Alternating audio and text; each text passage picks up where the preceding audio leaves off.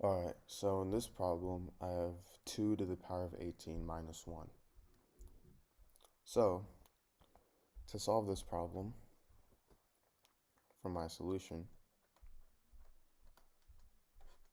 I'm going to first start by rewriting my problem. So I have 2 to the power of 18 minus 1. And let's first ignore the minus 1 here and just focus on this 2 to the power of 18.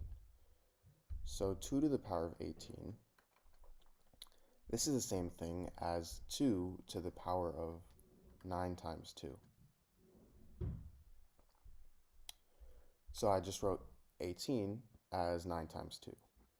And now an important property of exponents is that if I have something in the form a to the power of m times n, this is equal to a to the power of m to the power of n.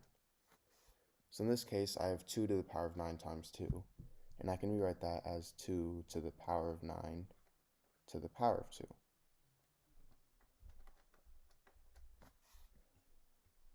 So, going back to my original problem with the minus 1, I get 2 to the power of 9 to the power of 2 minus 1. And now 1 is the same thing as 1 squared. So I'm going to rewrite 1 as 1 squared. So I get 2 to the power of 9 to the power of 2 minus 1 squared. And the reason I did that was because now I can use this property. A squared minus b squared is equal to a plus b times a minus b. So I have 2 to the power of 9 squared minus 1 squared. So a is 2 to the power of 9 and b is 1. So now I get 2 to the power of 9 plus 1 times 2 to the power of 9 minus 1. Now what is 2 to the power of 9? Well, 2 to the power of 9 is equal to 2 to the power of 3 times 3. And remember, if I have something in the form a to the power of m times n, this is equal to a to the power of m to the power of n. So this is the same thing as 2 to the power of 3 to the power of 3. Well, what is 2 to the power of 3? 8, right? Meaning this is equal to 8 to the power of 3, which is equal to 8 times 8 times 8, which is equal to 512. So 2 to the power of 9 is 512. So now I get 512 plus 1 times 512 minus 1. So 512 plus 1 is equal to 513. And 512 minus 1 is equal to 511.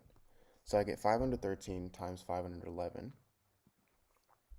And now there is a simpler way. Instead of multiplying these two using the normal method, like this, there is a faster and more efficient way to do that. And how are we going to do that? Well, I'm going to rewrite 513 as 500 plus 13, and 511 as 500 plus 11.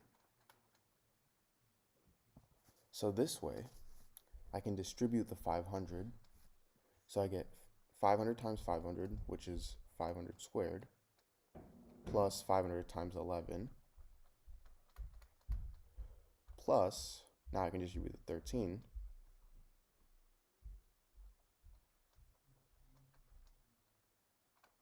times 500, plus 13 times 11.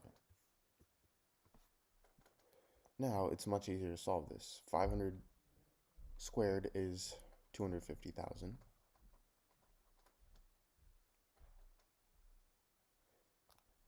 And 500 times 11 is 5,500. 13 times 500 is 6,500. And finally, 13 times 11 is 143. So now I'm going to add all these up. 5,500 plus 6,500 is 12,000. 250,000 plus 12,000 is 262,000. And 262,000 plus 143 is equal to 262,143. So my final answer is 262,143. Alright, so in this problem, I have 4 to the power of x plus 6 to the power of x is equal to 9 to the power of x. So to solve this, I'm going to divide both sides by 4 to the power of x. So I get 4 to the power of x over 4 to the power of x plus 6 to the power of x over 4 to the power of x is equal to 9 to the power of x over 4 to the power of x. Now, 4 to the power of x and 4 to the power of x cancel out, so I get 1 plus 6 to the power of x over 4 to the power of x is equal to 9 to the power of x over 4 to the power of x. And if I have something in the form a to the power of m over b to the power of m, this is equal to a over b to the power of m. So in this case, 6 to the power of x over 4 to the power of x is going to equal 6 over 4 to the power of x. And 9 to the power of x over 4 to the power of x is going to equal 9 over 4 to the power of x. Now I can simplify these fractions. So 6 over 4 is equal to 3 over 2. And 9 over 4 I'm going to rewrite as 3 squared over 2 squared. And I can actually use this property again for 3 squared over 2 squared. So that's going to equal 3 over 2 squared to the power of x. And if I have something in the form a to the power of m over a to the power of n, this is the same thing as a to the power of n to the power of m. So this can equal 1 plus 3 over 2 to the power of x, which is equal to 3 over 2 to the power of x to the power of 2. Now I'm going to let 3 over 2 to the power of x equal to the variable y. So I get 1 plus y is equal to y squared.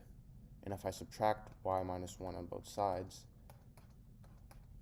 these 4 cancel out, and I get y squared minus y minus 1 is equal to 0.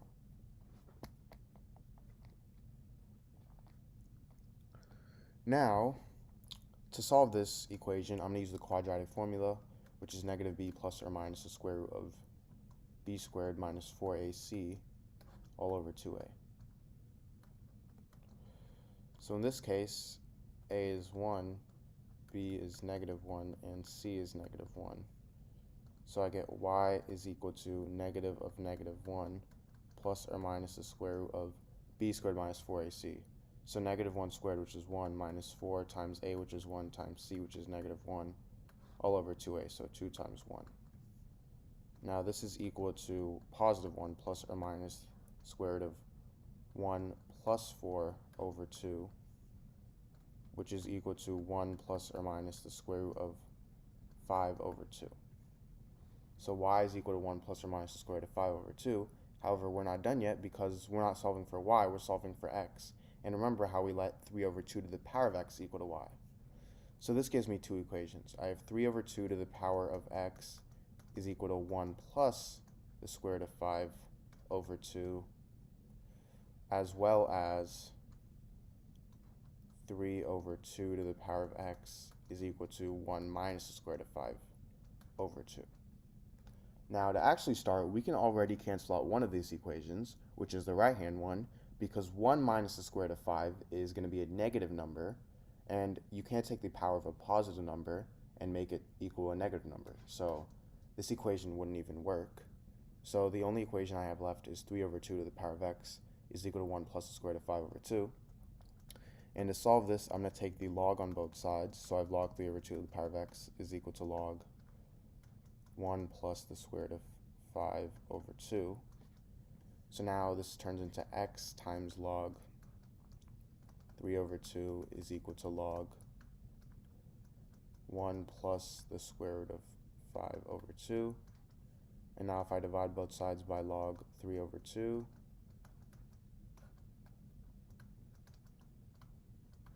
I get x is equal to log 1 plus the square root of 5 over 2 over log 3 over 2.